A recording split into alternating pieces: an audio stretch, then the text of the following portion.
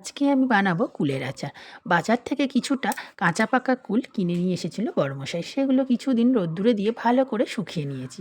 একটা বাটিতে জল নিয়ে কুলগুলো কিছুক্ষণ ভিজিয়ে ভালো করে ধুয়ে নেব। তারপর কুলগুলোর বোটা ছাড়িয়ে একটু ফাটিয়ে নেব। এবার এখানে আমি কুলের আচারের জন্য মশলা বানাবো। শুকনো লঙ্কা, মৌরি, দুটো তেজপাতা, কালো জিরে, গোটা ধনে নিয়ে নিয়েছি। এগুলো শুকনো কড়াইতে সব মশলাগুলো দিয়ে যতক্ষণ না একটা সুন্দর গন্ধ বেরোয় ততক্ষণ ভেজে নেব।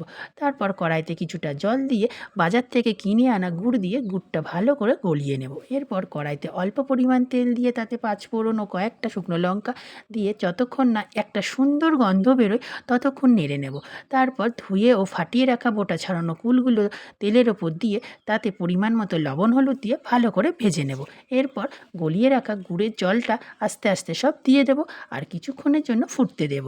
আর গায়ে মাখা হয়ে আসলে পিষে রাখা ভাজা মশলা গুঁড়ো দিয়ে নেড়ে চেড়ে নামিয়ে নেব। হয়ে গেল আমার মুখে লেগে থাকা টক ঝাল মিষ্টি কুলের আচার।